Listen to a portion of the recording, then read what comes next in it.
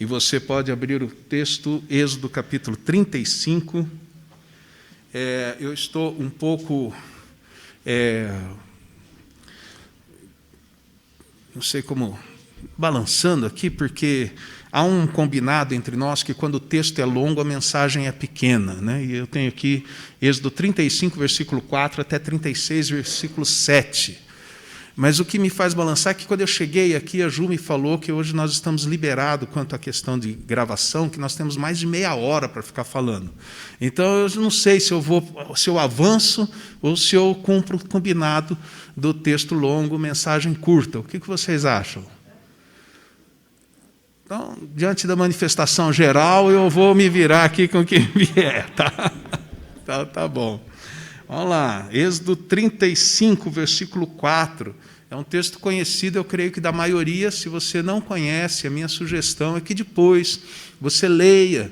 E para tirar melhor proveito durante a semana, leia Êxodo, tá? Porque daí você tira um melhor proveito desse texto aqui. Diz assim: Moisés disse a toda a congregação dos filhos de Israel: Esta é a palavra que o Senhor ordenou, dizendo: Separem do que vocês têm uma oferta ao Senhor. Cada um de coração disposto, voluntariamente, a trará por oferta ao Senhor ouro, prata, bronze, pano azul, púrpura, carmesim, linho fino, pelos de cabra, peles de carneiro tingidas de vermelho, peles finas, madeira de acácia, azeite para a iluminação, especiarias para o óleo da unção e para o incenso aromático, pedras de ônix e pedras de engaste para a estola sacerdotal e para o peitoral. Venham todos os homens hábeis entre vocês e façam tudo o que o Senhor ordenou. O tabernáculo com a sua tenda e a sua cobertura, os seus ganchos, as suas tábuas, as suas vigas superiores, suas colunas e as suas bases. A arca e os seus cabos, o propiciatório e o véu do cortinado. A mesa e os seus cabos, todos os seus utensílios e os pães da proposição. O candelabro da iluminação, os seus utensílios, as suas lâmpadas e o azeite para a iluminação. O altar do incenso e os seus cabos, o óleo da unção, o incenso aromático e o cortinado da porta à entrada do tabernáculo. O altar do holocausto e a sua grelha de bronze, os seus cabos e todos os seus utensílios, a bacia e o seu suporte. As cortinas do átrio, as suas colunas, as suas bases e o cortinado da porta do átrio. As estacas do tabernáculo, as estacas do átrio e as suas cordas.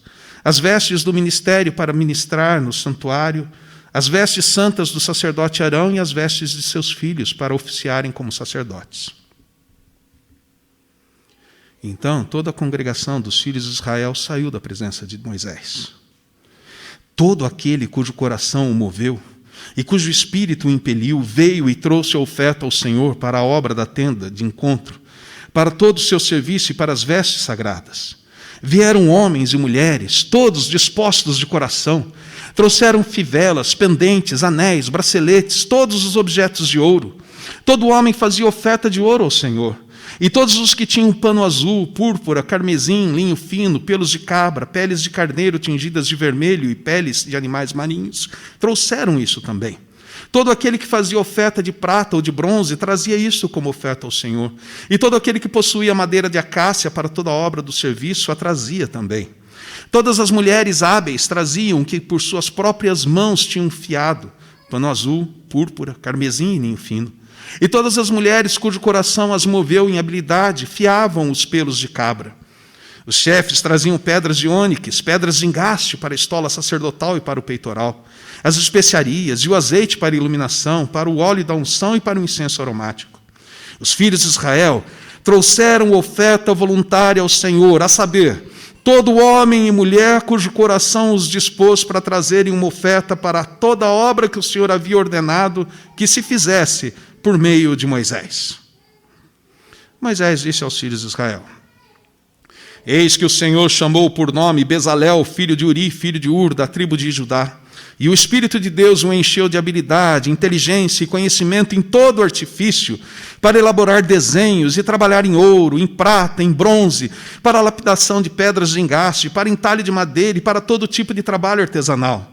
Também lhe dispôs o coração para ensinar os outros, tanto a ele como a Oliabe, filho de Aizamaque, da tribo de Dan. Encheu-os de habilidade para fazer toda a obra de mestre, até a mais engenhosa, e a do bordador em pano azul, em púrpura, em carmesim, em linho fino, e a do tecelão, sim, todo tipo de trabalho e elaborar desenhos. Assim trabalharam Bezalel, Aholiabe e todos os homens hábeis a quem o Senhor tinha dado habilidade e inteligência para saberem fazer toda a obra para o serviço do santuário, segundo tudo o que o Senhor havia ordenado. Moisés chamou Bezalel, Aholiabe e todos os homens hábeis em cujo coração o Senhor tinha posto sabedoria, isto é, todos os homens cujo coração os impeliu a vir e fazer a obra. Estes receberam de Moisés todas as ofertas que os filhos de Israel haviam trazido para a obra do serviço do santuário, para fazê-la. E ainda, cada manhã, o povo trazia a Moisés ofertas voluntárias. Então, todos os homens sábios que se ocupavam em toda a obra do santuário deixaram o que fazia, vieram e disseram a Moisés: o povo traz muito mais do que é necessário para o serviço da obra que o Senhor ordenou que se fizesse. Então Moisés ordenou e a ordem foi proclamada no arraial: nenhum homem ou mulher faça mais obra alguma para a oferta do santuário. Assim o povo foi proibido de trazer mais, porque o material que tinham era suficiente para toda a obra que se devia fazer e ainda sobrava. Então, esse texto é muito interessante e a minha proposta é projeto divino. Por quê? Porque se você ler de novo, você observará que o projeto que eles estavam envolvidos era de Deus. Deus havia projetado o tabernáculo. Esse texto ele está localizado dentro da história de Israel, pouco depois da saída do Egito. Eles ainda não eram um povo totalmente organizado, eles estavam começando a sua organização como povo. Eles eram os descendentes de Abraão, de Isaac e Jacó, que eram escravos do Egito e foram libertados com mão poderosa por Deus. E começaram a sua caminhada em direção à terra prometida. Mas essa caminhada seria um pouco longa e antes deles poderem seguir, eles tinham que se organizar. Então eles saem, atravessam o Mar Vermelho e param no pé do Monte Sinai e fazem um acampamento ali. Êxodo capítulo 19. E eles ficarão ali até Números capítulo 10. Eles não viajam, eles ficam ali, naquele acampamento. E naquele acampamento eles estão se organizando, né?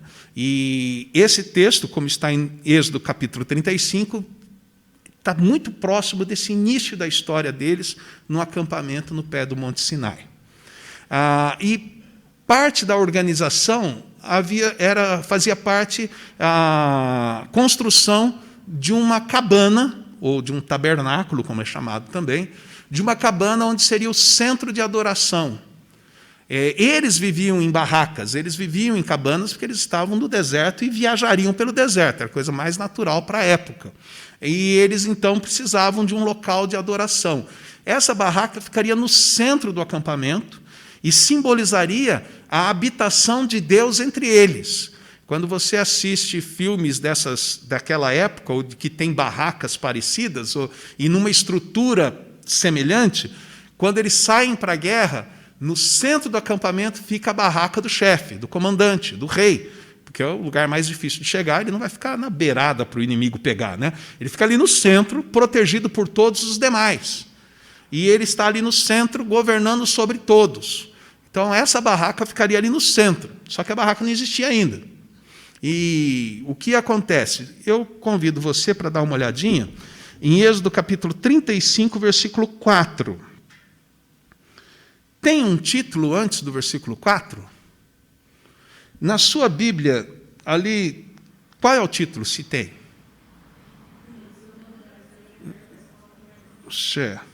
Tem algum texto bíblico perto?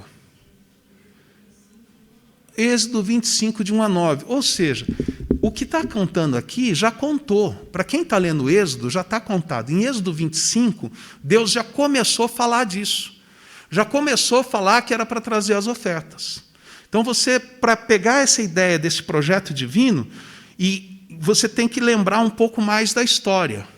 Só que antes de lembrar da história, eu gostaria de ver aqui um pouco mais do projeto divino, nesse texto. Porque ele é divino não só porque Deus tem a ideia, mas ele chama o povo para participar da ideia, e é interessante que quem participa teve o coração movido por Deus. Mais de uma vez no texto fala que a pessoa foi movida por Deus para dar as ofertas.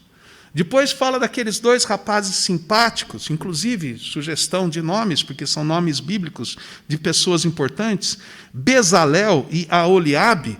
Esses 2 rapazes, eles têm, da parte de Deus, a graça de saber fazer um monte de coisa para poder edificar o tabernáculo.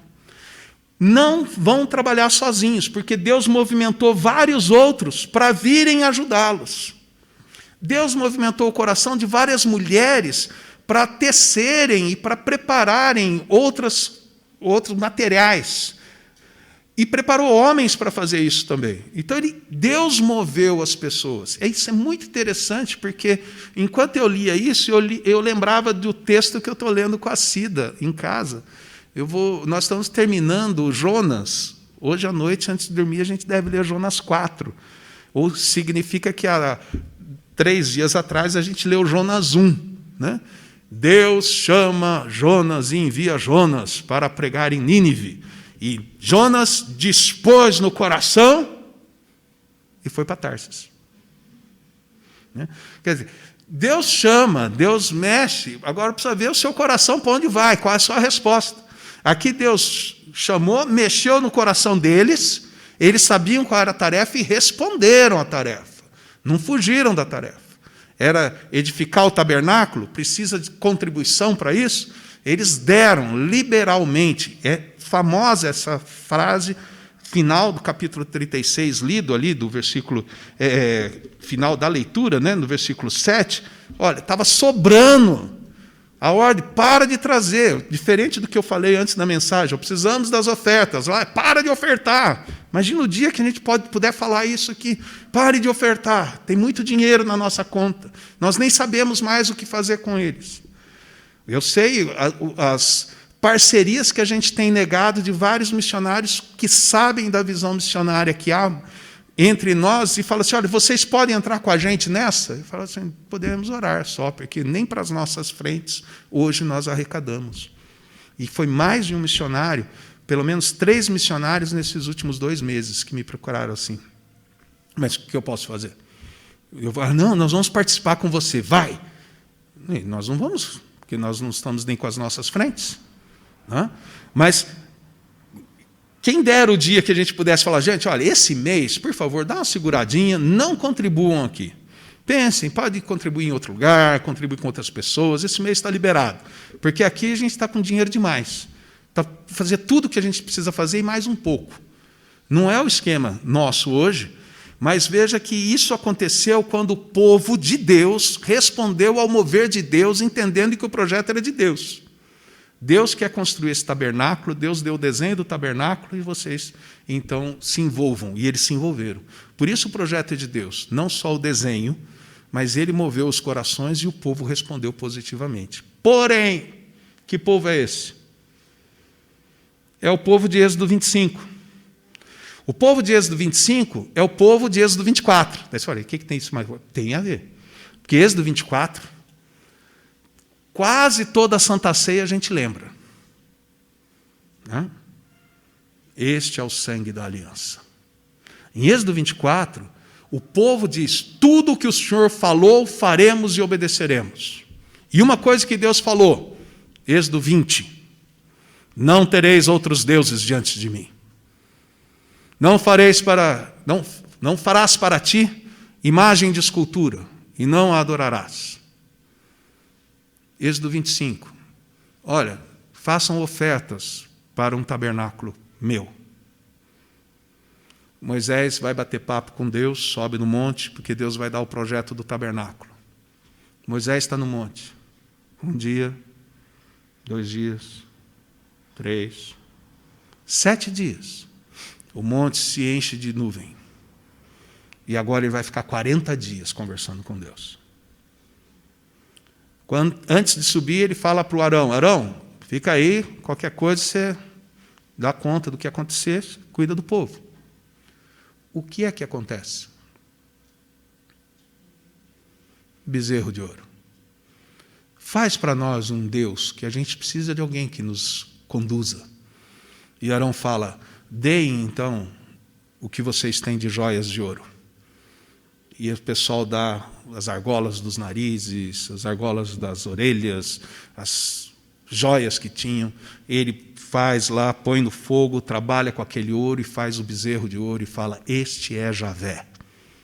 Este é o Deus Todo-Poderoso que tirou vocês da terra do Egito. Não façam imagem de escultura. Não as adorem. Eles comeram e beberam e fizeram a maior festa diante desse bezerro. É o mesmo povo que está envolvido aqui. É interessante isso. É um povo que, num determinado momento, usou os seus bens para fazer o que não era para se fazer. Usou os seus bens para criarem um outro Deus, para inventarem um Deus que lhes agradasse. E é esse povo que Deus, então, decide acertar a orelha deles, e Moisés orará e intercederá por eles, e Deus fala: tudo bem, vamos cuidar desse povo. Vamos construir agora o tabernáculo. Tem mais história, depois você lê, porque veja, do capítulo 25 até chegar do 35, né?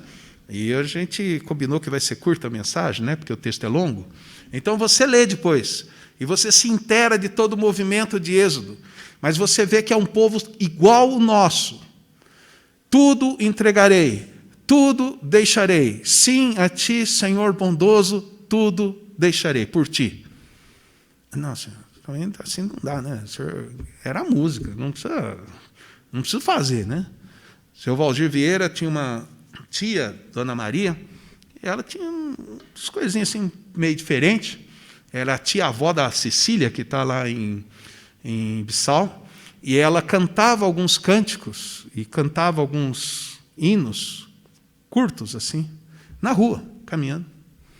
E daí, e esse era um deles, ela cantava só o coro, né? Tudo deixarei, tudo por ti deixarei. Daí ela parava e falava: mentira! E continuava, cantava outro, que era de consagração e tal, e daí falava: mentira! Era quase uma profetisa no meio da rua, né? Porque o povo canta e depois, no dia a dia, dá tudo.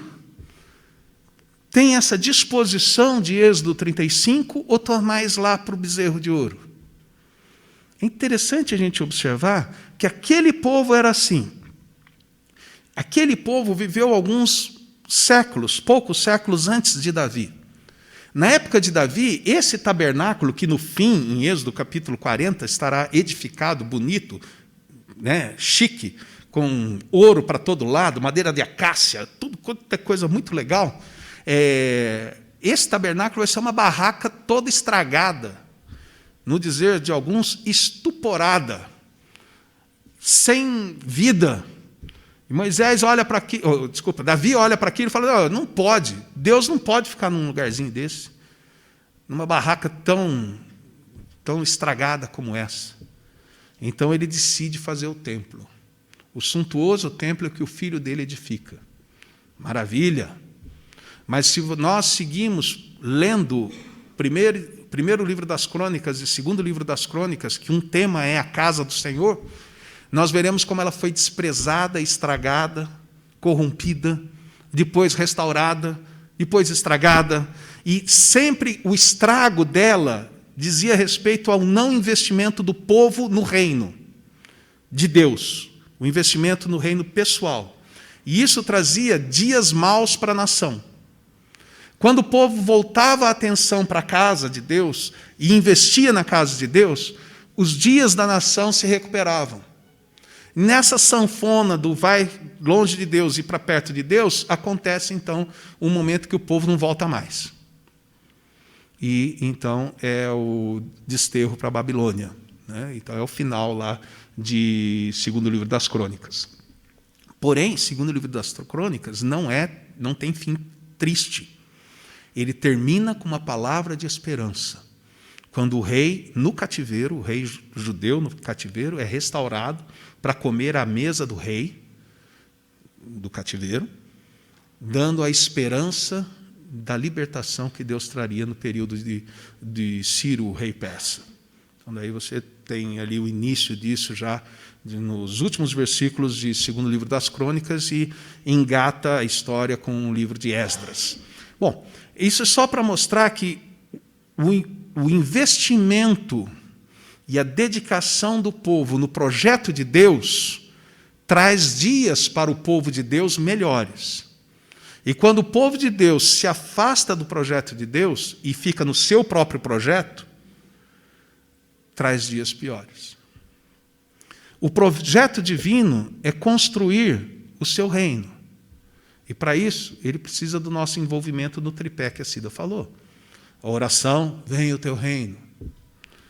A oferta, através de dízimos e ofertas, liberalidade. E a ação, falando de Deus, falando do Evangelho de Cristo, compartilhando a palavra, convidando outros para virem aos encontros da comunidade. Esse tripé tem que estar presente na sua e na minha vida, e cada um dentro das suas próprias possibilidades. Isso, ilustradamente, em Êxodo 35 e 36, está com a construção do tabernáculo. É ilustrado porque quando você entra no Novo Testamento, você não tem mais tabernáculo e você não tem mais templo. Mas você tem a edificação do santuário para a habitação de Deus no Espírito. Efésios capítulo 2. Que é a igreja de Jesus Cristo, que somos nós. Nós somos esse santuário. 1 de Pedro capítulo 2, versículos de 1 a 9 também trabalham essa ideia. Até pode ir um pouquinho mais para frente, versículo 10 também. Em Efésios capítulo 4 fala que a edificação desse santuário passa pela ação divina, porque é um projeto divino, do Deus que é Pai de todos, está sobre todos, age por meio de todos e está em todos, né? Pai de todos, age por meio de todos, está sobre todos e está em todos. Efésios 4, versículo 6. É um projeto divino, como está aqui. Ele está construindo a sua comunidade no mundo. Ele tem o seu projeto, porque tudo isso que é descrito aqui, ele já descreveu antes com detalhes, e será descrito depois com os mesmos detalhes, antes do capítulo 35. As partes do santuário são descritas com detalhes, depois serão descritas novamente, dizendo que os detalhes foram feitos. Então, Deus tem o projeto, Deus move as pessoas, essas pessoas que são movidas por Deus respondem dando de si e dando do que Deus tem colocado em suas mãos. Nós estamos nesse projeto, ou não. Nós participamos da comunidade cristã, mas não significa que estamos envolvidos no projeto. Para estarmos envolvidos no projeto, é preciso que você e eu tenhamos essa pegada do povo aqui. Coração disposto, alegre em ofertar, em participar, em trabalhar. Note que não se esperou tudo de todos. As pedras de engaste não vieram de pessoas pobres, vieram dos líderes que tinham mais condições. Os tecidos vieram de mulheres que conseguiam trabalhar com os tecidos. A madeira, tal, vieram de alguns homens que trabalhavam com a madeira.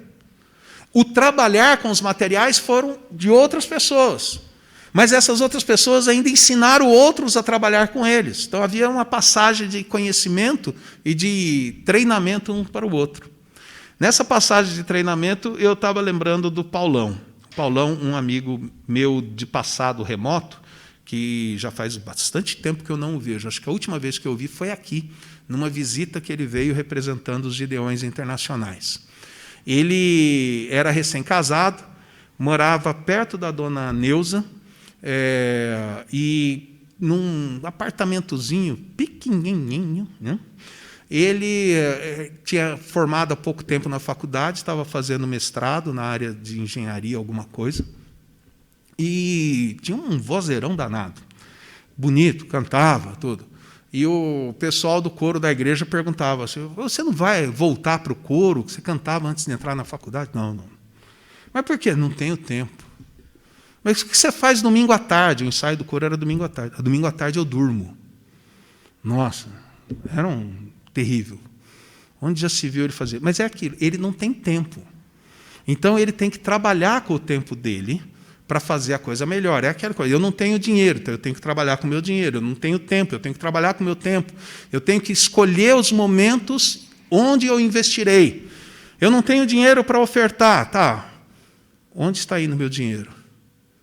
Em algum lugar eu posso cortar, porque isso não é reino de Deus, é o meu reino. Se for o meu reino, eu tenho que tirar de lá para investir no reino de Deus. Mas o meu tempo também. E o Paulão? Como que era a questão desse Paulão? Ele não ensaiava, ele dormia domingo à tarde.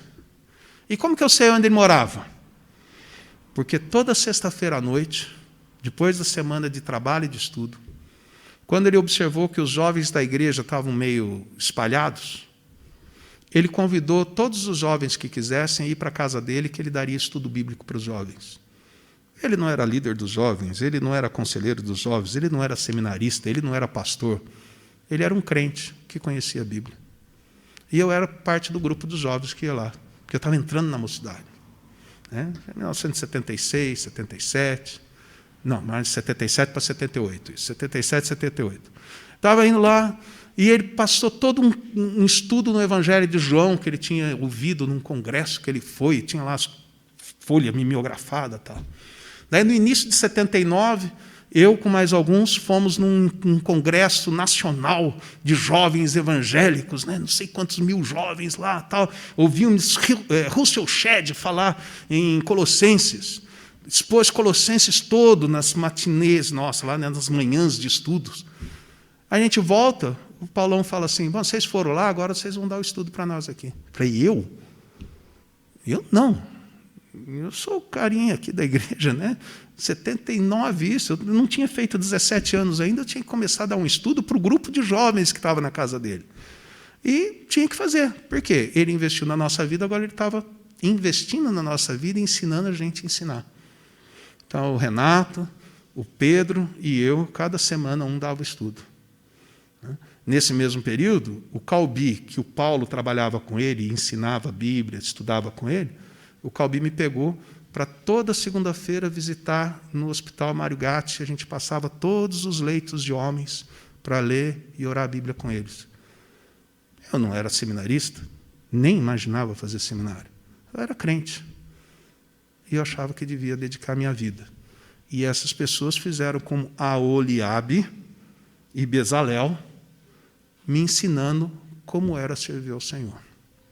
Mas o que adiantava o Paulão querer fazer alguma coisa e o Calbi querer fazer alguma coisa se eu falasse, eu não tenho tempo, eu não vou? O que ia adiantar na minha vida? Mas não, graças a Deus ele pôs essas pessoas. E eu, então, lembro que quando você e eu investimos a nossa vida e os nossos bens no projeto divino, nós fazemos o melhor investimento que há. Hoje em dia está aumentando muito esse negócio de investimento, o pessoal está ficando esperto, está procurando qual é o melhor investimento. O investimento no projeto divino é investir no crescimento do reino, na expansão do reino, na única coisa que é eterna para o lado bom. A eternidade daqueles que estarão cantando, conforme nós vemos servindo a Deus lá em Apocalipse, pessoas de todas as tribos, línguas, povos e nações. Pessoas que um dia você vai encontrar lá, na glória, você vai, mas esse carinha, ele pula de um jeito diferente, o que foi? Não, eu sou lá de Bissau, fui alcançado por uma escola de uma tal Cecília. Você fala, nunca imaginei, não conheço esse cara. Mas a Cecília eu ouvia falar e eu ajudava. Nossa, esse rapaz foi alcançado porque eu estava contribuindo para missões. E eu pude participar como parceiro da Cecília. Que coisa, né? Daí você pode ter outros encontros, né? E encontrar aquele vizinho seu que vai falar assim, olha, foi muito bom aquele dia que você me convidou para ir na igreja, mudou a minha vida. É encontrar isso também por lá. Que o Senhor nos ajude a mantermos firmes o nosso tripé da oração, da ação evangelística e missionária pessoal e da contribuição, porque é o projeto divino. essa descrição de Êxodo 35, 36 para fazer um tabernáculo, no Novo Testamento se transforma na edificação da Igreja de Jesus Cristo, em textos, pelo menos, que eu cito, Efésios 2 e 4 e 1 de Pedro 2. Podia falar de outros textos, mas a mensagem tem que ser curta, porque o texto era longo. Tá? Que Deus nos abençoe, né? Será que a gente consegue cantar Tudo Entregarei? Cantar é fácil. Vamos lá? Eu desafio que a gente cante aí. Vem com a gente? Vamos cantar. Se precisar, faz que nem o povo depois do bezerro de ouro. Pede perdão. Se não, agradece porque está firme aí na entrega, né? Mas canta, canta. E ore para que o Senhor disponha o seu e o meu coração para participarmos da edificação do reino. Em que áreas posso ajudar? Bom, tem várias. Eu vou citar só duas. Tá? Mas eu não, nenhuma dessas não tem problema, tem outras. Uma delas, o ensino de crianças. Nós estamos com 4 pessoas na equipe, mas precisamos de mais. E você pode auxiliar nessa área. Vocal, né? Vocal na parte de música e também instrumentos na parte de música. Faz, acho que só uns 25 anos, mais ou menos, que eu fico pensando na possibilidade de ter metal também aqui, né? Mas tem outros instrumentos que você também pode vir aqui e participar. É só conversar com o Tiago ou com o Ricardo. Na parte de vocal, o Rubinho está pronto para dar aulas de música, né, de canto, para trabalhar aqueles que tiverem desejo de abençoar na equipe de música aqui também. Daí é só procurar também o Ricardo ou o Tiago para dar o nome e a gente organizar aí a equipe, que teria que ser um grupo, né? Mas tem frentes, né? E tudo isso tem investimento nosso, né? Então, vamos pensar aí também como a gente pode fazer. Que a graça do Senhor Jesus Cristo, o amor de Deus Pai, a comunhão do Espírito, esteja com cada um de vocês e com todos aqueles que, tocados pelo Senhor, de coração, se envolvem no tripé da ação de crescimento do reino.